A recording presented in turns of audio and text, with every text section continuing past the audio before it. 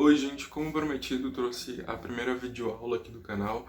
Eu falei para vocês que eu vou fazer videoaulas de Química, Física, Biologia e Matemática. A gente vai começar hoje com Química e eu quero só dar algumas instruções para vocês antes da gente começar. Nessas aulas eu quero pegar desde a base dos conteúdos. Então, por exemplo, hoje a gente vai ver a questão do átomo na Química. A gente vai pegar desde modelos atômicos até o elétron dentro da eletrosfera, as propriedades, spin, para que ele serve, princípios e tudo mais. Seria legal se vocês fizessem algumas anotações durante a aula, e também nessas aulas a gente não vai resolver exercícios ainda, eu vou fazer vídeos específicos só para exercícios, mas vocês podem resolver aí na casa de vocês. Outra coisa que eu queria dar uma bronca em vocês, porque eu tô vendo muitos comentários de será que não é melhor estudar só o que mais cai, blá blá blá. Gente, para vocês conseguirem resolver uma prova difícil como é a prova de natureza, é preciso que a gente construa uma base sólida para que a gente consiga entender todos os conteúdos e raciocinar em cima deles da melhor forma. Inclusive aprendam comigo, porque, por exemplo, no ano passado eu já tinha conseguido evoluir um pouco em natureza, mas ano passado foi a minha pior prova de natureza. Eu citei poucas questões e eu atribuo a isso, sabe? Eu sempre estudei muito natureza, mas eu tenho muitos conhecimentos segmentados, só que eu não tenho uma base sólida, então eles ficam um pouco aéreos, assim. Por isso, o intuito dessas videoaulas, a gente vai construir juntos essa base sólida, então tenham paciência, porque os vídeos vão ser nessa escadinha de conhecimento. Assistam todos, assistam até o final, que vai dar tudo certo. Por hora é isso, deixem um like no vídeo, se inscrevam no canal para continuar acompanhando essas aulas. E como o vídeo ficou longo, ao longo deles vão ser exibidos alguns anúncios, então se você quiser utilizar esse momento dos anúncios para ir beber uma água e ir no banheiro, você pode deixar o anúncio rolando e fazer isso, dessa forma você vai me ajudar. Mas vamos para a aula. E vamos começar a nossa aula de hoje falando sobre o átomo. A gente precisa começar dando uma passada sobre os modelos atômicos. O que acontece? Desde a Grécia Antiga, aquela galera pré-socrática, os filósofos, eles já queriam encontrar um princípio, um elemento primordial que desse origem à vida. Para Tales, por exemplo, esse elemento primordial era a água. E para Demócrito, que era um desses filósofos da época, ele chegou na ideia de que se você dividisse a matéria em muitas partes, ia chegar um momento que você não iria mais conseguir dividir essa matéria, e aí você iria chegar em uma situação onde você ia ter uma partícula indivisível. E aí, provavelmente, essa partícula indivisível era o princípio de todas as coisas. Mais pra frente, o Dalton veio com o primeiro modelo atômico, que ele acabou seguindo essa ideia de partícula indivisível e ele nos trouxe um modelo atômico de uma esfera maciça, que seria essa questão de você dividir a matéria em muitas partes e aí você ia chegar numa parte que não dava mais para dividir. Então, a isso ele deu o nome de átomo. E o modelo atômico de Dalton ele é associado nas provas muito ao modelo da bola de bilhar, porque o modelo que ele propôs se assemelha muito a uma bola de bilhar, por ser uma esfera maciça e indivisível. Logo depois, com a discussão sobre eletricidade, sobre cargas elétricas, Thomson veio com um novo modelo atômico. Ele continuou meio que com a ideia de esfera maciça e indivisível, mas aí ele já veio com uma ideia de que essa esfera ela detinha carga positiva e que em cima dela, na verdade na superfície, tinham incrustados pequenas bolinhas que seriam os elétrons com carga negativa. E aí as provas elas tratam meio que o modelo de Thomson como o modelo do pudim de passas. Eu achei uma forçação de barra, mas eles dizem que parece um pudim com passas por causa da esfera maciça e dos elétrons incrustados. Logo depois não, um pouquinho depois, Rutherford ele fez um experimento que ele pegou uma lâmina de ouro e colocou um aparato atrás dessa lâmina de ouro e emitiu algumas partículas radioativas em direção a essa lâmina de ouro para testar se aquelas partículas iriam atravessar a lâmina ou não. Ele ia descobrir se essas partículas atravessavam a lâmina, se surgissem alguns feixes de luz nesse aparato que ele colocou atrás. E surgiu.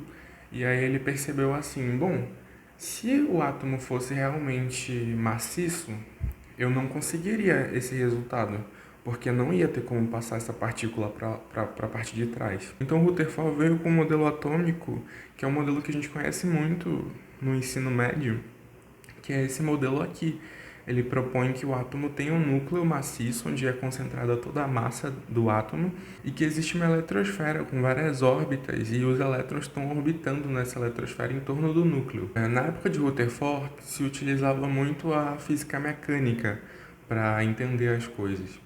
De acordo com a física mecânica, se os elétrons ficassem mesmo circulando nessas órbitas em torno do núcleo, ia chegar uma hora que eles iam perder energia.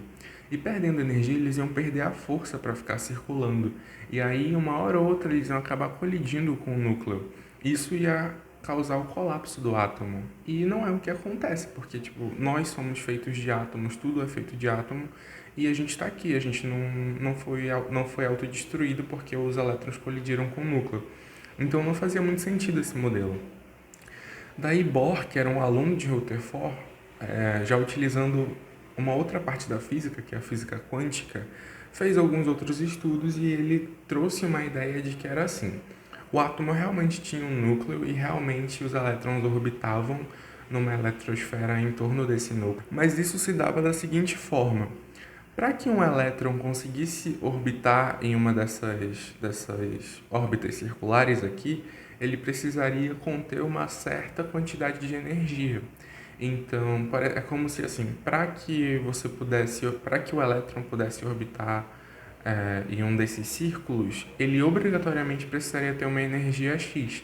Se ele não tivesse, ele não estaria orbitando ali. Ele veio com essa ideia de camadas da eletrosfera. A gente vai ver isso um pouquinho mais para frente na aula, mas fiquem com essa ideia que Bohr disse que os elétrons precisariam ter uma energia específica para poder orbitar na eletrosfera. Inclusive, mais um pouco para frente, a gente vai ver a questão do efeito fotoelétrico. E quem explica o efeito fotoelétrico é Bohr. Porque quando um elétron está numa camada mais inferior e ele ganha energia suficiente para orbitar numa camada mais à frente. E aí ele começa a orbitar na camada mais à frente e vai chegar uma hora que ele perde essa energia extra que ele ganhou. E aí, aquele princípio de Lavoisier, que a energia nunca é desperdiçada, ela sempre se transforma. Então essa energia extra que ele ganhou é devolvida para a natureza em forma de luz, em forma de fótons. E aí esse elétron volta para a camada de origem dele. Um pouco mais para frente a gente chega no modelo atual, um modelo atômico atual, que é um modelo que já foi comprovado, porque hoje em dia já se conseguiu meio que tirar uma foto do átomo e já foi comprovado que é dessa forma, que foi o modelo atômico de Schrödinger. Não sei falar esse nome corretamente, mas aí vocês ficam com essa pronúncia, que é o que tem para hoje. Mas o modelo de Schrödinger, ele fala que realmente o átomo tem um núcleo que concentra toda a massa dele e que a eletrosfera, na verdade, é uma nuvem eletrônica. São diversos espaços onde você vai ter grandes probabilidades de encontrar um elétron. É no modelo de Schrödinger, por exemplo, que vão aparecer os assuntos da nossa aula de hoje. Então, as camadas eletrônicas, os orbitais, os subníveis e como é que o elétron se comporta dentro dessa nuvem eletrônica. Mas antes disso, a gente precisa começar do básico e a gente precisa entender o que tem dentro do átomo, pelo menos a nível de ensino médio, e para isso a gente vai estudar um pouco sobre as partículas subatômicas. De novo, a nível de ensino médio, a gente tem 3 partículas subatômicas, 3 partículas que se encontram ali no átomo, que são o próton, o nêutron e o elétron.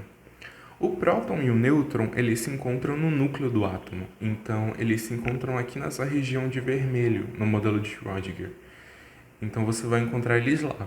E os elétrons, eles estão na nuvem eletrônica. Para a química, não sempre vai ser interessante utilizar a massa real do próton, do nêutron e do elétron. Então, eles fizeram uma relação entre a massa dos 3 e eles chegaram à conclusão de que a massa relativa de um próton pode ser dada pelo número 1, que a massa relativa de um nêutron também pode ser dada pelo número 1, e que a massa de um elétron perto dos dois é desprezível, porque dentro dessa relação a massa do elétron ficaria 1 dividido por 1863. Isso dá um número muito pequeno, então a gente pode dizer que a massa do elétron em relação ao próton e ao nêutron é desprezível. Isso vai ser interessante para vocês perceberem qual é o sentido de quando a gente for calcular a massa atômica, porque vocês vão ver que a massa atômica nada mais é do que a soma das massas de próton e nêutron. Essas partículas subatômicas também possuem carga. E mais uma vez, não se foi utilizado a carga real dela. Até se usa a carga real de um elétron lá na física, na parte de eletrostática e tal, mas aqui na química eles convencionaram que a gente pode falar que a carga relativa de um próton equivale a mais um, que a carga relativa de um nêutron equivale a zero, não à toa ele é neutro, e que a carga relativa de um elétron equivale a menos um. O elétron é uma partícula negativa. Sabendo disso, a gente pode ir para algumas propriedades atômicas. E aí sim a gente vai chegar naquela parte que vocês estão acostumados a ver nas videoaulas e achar que é uma besteira, que é básico e que blá blá blá. Então vamos começar, vai ser rápido.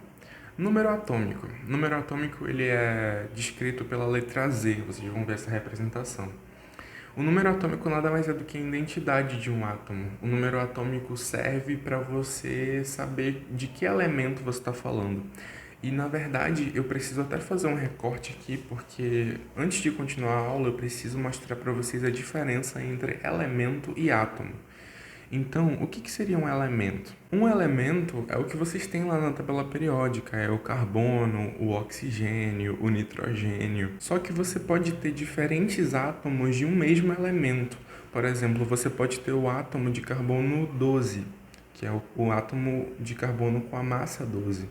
Você pode ter o átomo de carbono com a massa 13 e você pode ter o átomo de carbono com a massa 14. Como esses átomos têm massas diferentes, eles vão ter propriedades físicas diferentes. Ou seja, eles não são a mesma coisa, eles são átomos diferentes, mas eles são átomos de um mesmo elemento químico, no caso o carbono.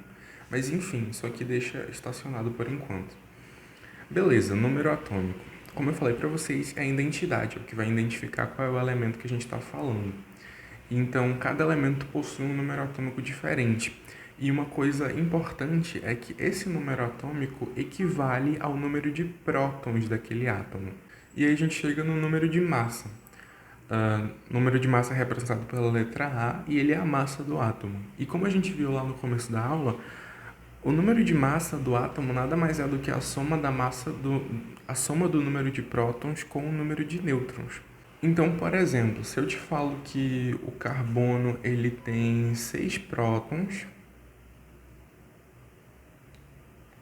e 6 nêutrons, se eu sei que a massa de um próton é 1 e que a massa de um nêutron é 1, basta eu multiplicar esses 6 por 1, que na verdade nem precisa, porque sempre quando a gente tem o número de cada uma dessas partículas, a gente naturalmente tem a massa de cada uma delas. Então eu sei que eu vou ter uma massa de 6 prótons e uma massa de 6 nêutrons, ou seja, a massa total do elemento carbono vai ser 12. Mas o que pode acontecer também? Lá na tabela periódica, você vai ter escrito assim, o elemento carbono, aqui embaixo você vai ter o número atômico, que no caso do carbono é 6, e aqui em cima você vai ter a massa atômica dele, que no caso do carbono, o que está lá na tabela periódica é 12. Aqui é a massa atômica, então é a letra A, né, que a gente representa, e aqui é o número atômico Z. Só que a gente sabe que Z é a mesma coisa que o número de prótons. Se eu sei que a massa atômica é igual à soma do número de prótons, ou número atômico, mais o número de nêutrons, eu consigo chegar na conclusão de que o número de nêutrons de um átomo nada mais é do que a massa dele menos o número atômico, que é o número de prótons.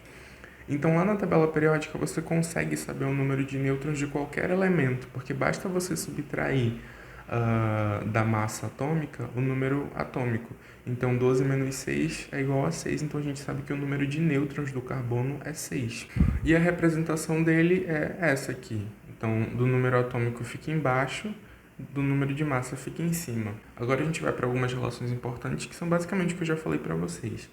Número atômico é a mesma coisa que o número de prótons. Número de massa menos o número atômico é igual ao número de nêutrons, e aqui a gente chega em uma questão importante. A gente diz que um átomo é neutro quando ele tem o mesmo número de prótons e o mesmo número de elétrons, porque apesar de um átomo neutro possuir cargas, se ele tem o mesmo número de prótons e elétrons, essas cargas vão se anular, então ele vai ser neutro. Para átomos neutros, eu posso dizer que o número atômico é igual ao número de elétrons. Mas isso é só para átomos neutros. Vocês não vão poder fazer essa mesma relação em uma situação que eu vou mostrar para vocês daqui a pouco. Então, só recapitulando, o átomo neutro é quando ele tem o mesmo número de prótons e o mesmo número de elétrons. O átomo neutro, isso é uma pergunta de prova, ele possui carga. Se você quiser utilizar as cargas que estão ali dentro de um átomo neutro, você consegue, porque o próton tem carga positiva e o elétron tem carga negativa. Mas se te perguntarem a carga total de um átomo neutro, essa carga vai ser zero, porque a carga do próton e do elétron vão se anular. Mas e quando um átomo não é neutro? Bom, quando um átomo não é neutro, a gente chama ele de íon. E a gente pode ter um íon quando o átomo ganha ou perde elétrons. E aí você pode estar se perguntando assim: ah, mas por que eu não posso dizer que eu consigo ter um íon quando o átomo ganhar ou perder prótons? Porque para ganhar ou perder prótons é muito difícil. Existe uma analogia na química que é o seguinte: se a gente fosse pegar, deixa eu pegar uma outra folha aqui. Se a gente fosse pegar o núcleo atômico e a eletrosfera, se a gente fosse comparar os dois, é como se o núcleo do átomo fosse esse pontinho aqui, ou até menor. Ah, vocês nem estão vendo, eu vou fazer um pontinho maior, mas imagino que é até menor do que isso. É como se o núcleo atômico fosse esse pontinho aqui e a eletrosfera fosse essa mesa inteira. Então, é muito mais fácil eu conseguir ganhar ou perder elétrons do que eu conseguir mexer aqui no núcleo. Vocês só vão ver reações de fissão do núcleo lá nas usinas nucleares ou nas bombas atômicas, mas isso é um assunto para depois. Beleza, sabendo disso, a gente pode chegar nas conclusões de que se um átomo ganha elétrons, ele vai ficar com um excesso de cargas negativas. Então ele vai se tornar um íon negativo, e para um íon negativo a gente dá o nome de ânion. Se um átomo perde elétrons, ele vai ficar com um excesso de cargas positivas, porque ele vai ficar com mais prótons do que elétrons, vai se tornar um íon positivo, e para um íon positivo a gente dá o nome de cátion. Agora a gente chega num outro ponto da nossa aula, que é a questão da semelhança atômica. A gente vai começar falando sobre os isótopos. Os isótopos são átomos que possuem o mesmo número atômico. Lembra que eu expliquei para vocês a diferença entre elemento e átomo? Então, por exemplo, se a gente tiver o elemento hidrogênio, a gente sabe que existem na natureza o hidrogênio com a massa 1, o hidrogênio com a massa 2 e o hidrogênio com a massa 3. Inclusive, o hidrogênio com a massa 1 é o que tem mais abundante na natureza, mas esses outros existem também. Só que todos eles têm o mesmo número atômico. O número atômico do hidrogênio vai ser sempre 1. Eles são o mesmo elemento. Então, se eles são átomos diferentes, porque eles têm massas diferentes, mas têm o mesmo número atômico, a gente diz que eles são isótopos.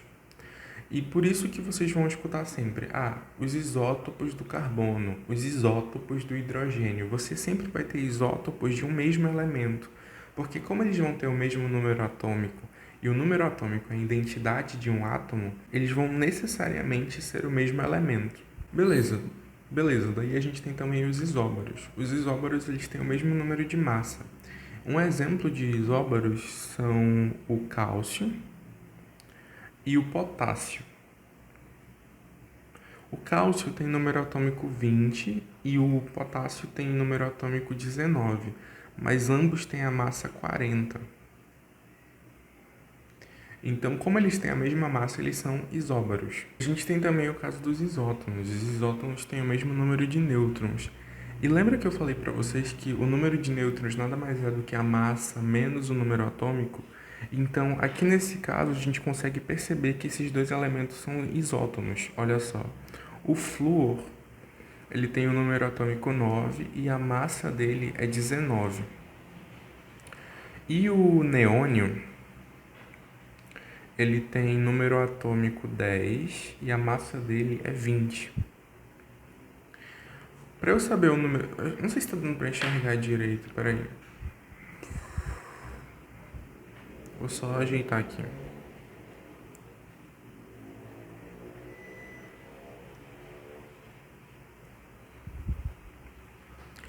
Se a gente for calcular o número de nêutrons aqui, a gente vai chegar à conclusão de que o número de nêutrons do flúor é 10. E se a gente for calcular o número de nêutrons do neônio, a gente vai chegar à conclusão de que ele é 10. Logo, como eles têm o mesmo número de nêutrons, eles são chamados de isótons. Existem também os isoeletrônicos. Isoeletrônicos, eles têm o mesmo número de elétrons. Só que assim, lembra que eu falei para vocês que um átomo neutro tem que ter o mesmo número de prótons e o mesmo número de elétrons? E que quando um átomo é neutro, eu posso falar que o número atômico equivale ao número de elétrons e que cada átomo tem um número atômico diferente? Ou seja, eu não poderia ter dois átomos neutros com o mesmo número de elétrons, porque isso implicaria que eles tivessem o mesmo número atômico, e isso não pode acontecer. Por isso, isoeletrônicos só podem acontecer entre íons ou entre íons e átomos neutros.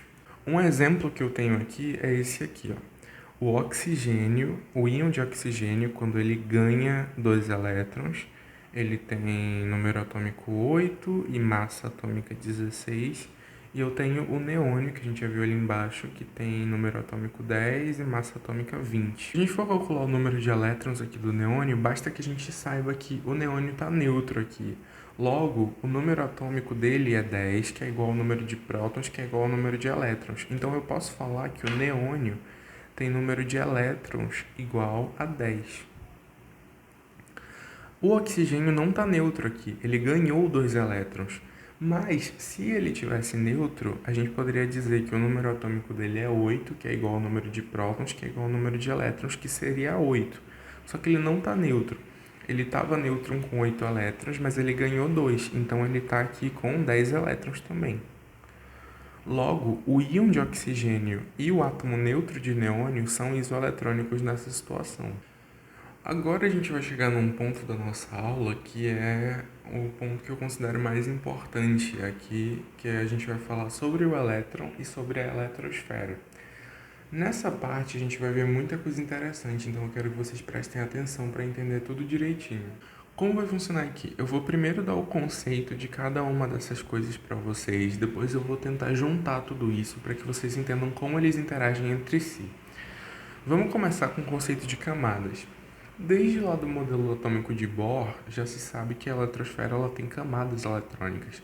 E a essas camadas se deram o nome de letras. Então ela vai do K até o Q. Então K, L, M, N, O, P, Q. O elétron pode estar orbitando em alguma dessas camadas. E essas camadas estão em ordem crescente de energia. Ou seja, a camada K é a menos energética e a camada Q é a mais energética. E a energia vai crescendo nessa direção aqui. Agora a gente vai ver o conceito de subnível. Ignorem essa questão do número quântico por enquanto, mas o que acontece? Dentro de cada uma daquelas camadas, dentro de cada uma dessas camadas, existem subníveis. A esses subníveis se deram o nome de S, P, D ou F. E em cada subnível desse, existe uma quantidade máxima de elétrons que cabe. Calma, a gente já vai entender melhor como é que funciona tudo isso e vocês já vão conseguir gravar isso de uma maneira bem interessante. Mas primeiro presta atenção aqui. No subnível S cabem no máximo 2 elétrons. No subnível P cabem no máximo 6 elétrons. No subnível D cabem no máximo 10 elétrons. E no subnível F cabem no máximo 14 elétrons. Fiquem com essas informações por enquanto. Depois a gente tem o conceito de orbital. O orbital ele é a região de um determinado subnível onde você tem a maior probabilidade de encontrar um elétron. Então, para cada subnível você vai ter um orbital diferente. Para o subnível S, você vai ter um orbital desse jeito aqui, dessa esfera. Para o subnível P, você vai ter orbitais nos 3 eixos, né? Porque a gente está tratando de uma coisa tridimensional. Então, você vai ter orbitais dessa forma aqui, no eixo X, no eixo Y e no eixo Z. No subnível D, você vai ter essa configuração de orbitais. No subnível F, você vai ter essa configuração de orbitais. É importante que vocês saibam que no subnível S se tem um orbital, no subnível P se tem 3 orbitais, no subnível D se tem 5 orbitais e no subnível F você tem 7 orbitais. Também a gente já vai entender melhor o que isso significa. Beleza, vamos entender como é que tudo isso funciona. Os elétrons, eles podem estar em alguma dessas camadas aqui, só que em cada uma dessas camadas existem regiões onde você vai ter uma maior probabilidade de encontrar esses elétrons. Então, a gente precisa fazer uma analogia que é o seguinte. Vamos fingir que você que está assistindo é o elétron e que você mora num condomínio. E aí, o que acontece? O seu condomínio é o átomo. E você está dentro dele, você é um elétron que está dentro do átomo, então você é uma pessoa que está dentro do seu condomínio. A sua casa é a camada onde você está. Então eu sei que você está dentro daquele condomínio e eu sei que existe uma maior probabilidade de eu te encontrar dentro da tua casa. Ou seja, se eu sei a camada que o elétron está, eu tenho uma maior probabilidade de encontrar ele ali dentro daquela camada. Os subníveis é como se fossem os cômodos da tua casa. E aí o que acontece? Quando você está na sua casa, sempre tem aquele lugar onde você tende a ficar mais tempo. Então, digamos que seja o seu quarto. Você passa muito tempo dentro do seu quarto. Então, se eu quero te encontrar, eu sei que você está ali dentro do teu condomínio. Eu sei que eu tenho uma maior probabilidade de te encontrar dentro da tua casa. E eu sei que eu tenho uma maior probabilidade de te encontrar dentro do teu quarto. Dentro do teu quarto, você tem a tua escrivaninha, você tem a tua cama, você tem, sei lá, um espaço que você senta no chão para ler. E dentro do teu quarto sempre vai ter um espaço onde você passa mais tempo. Então, digamos que dentro do teu quarto, tu passa mais tempo na tua cama, deitado. A tua cama seria o orbital. Então, o orbital ele é o espaço de maior probabilidade de você encontrar um elétron.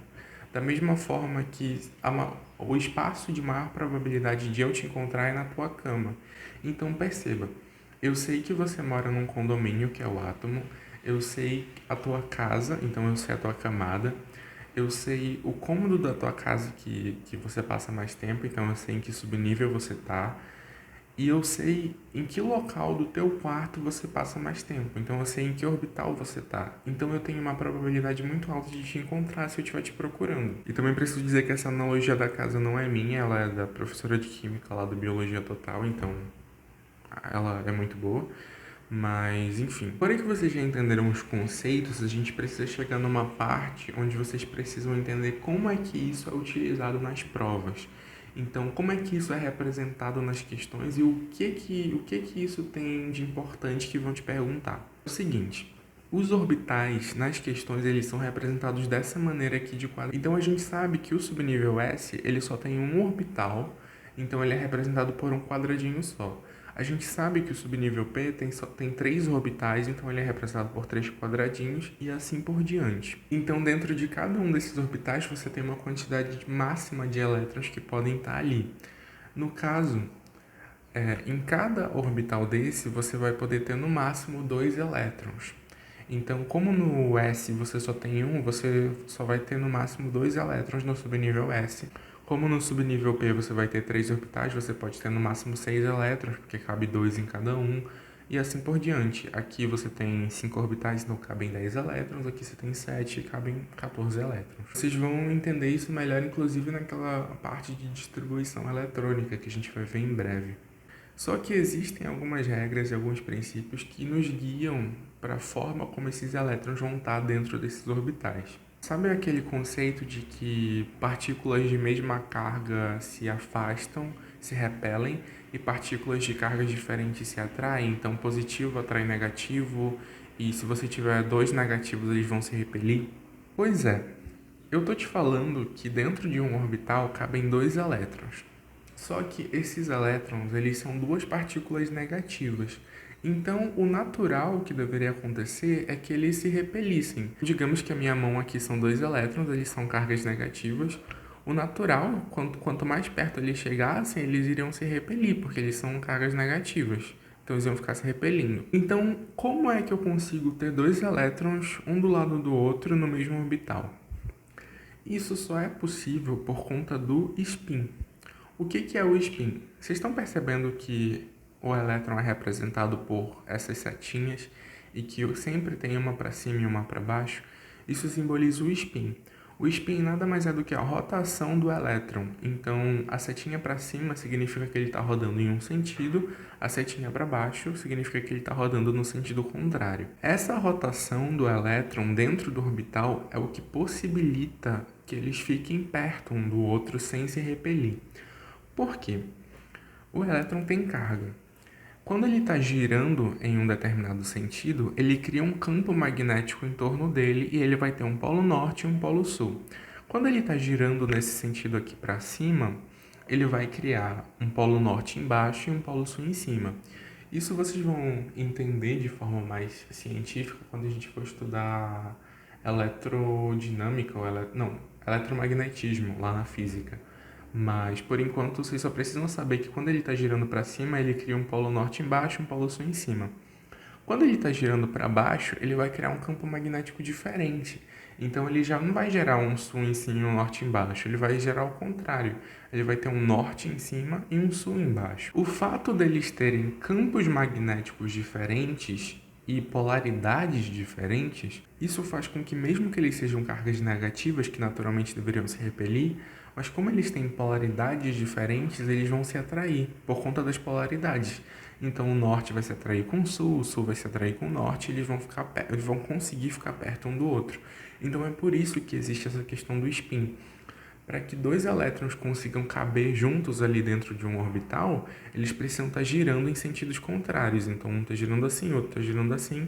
Eles criam campos magnéticos diferentes. Por conta disso, eles conseguem ficar ali atraídos e não se repelir. Sabendo desse conceito, a gente consegue pegar alguns princípios para conseguir colocar esses elétrons aqui dentro dos orbitais.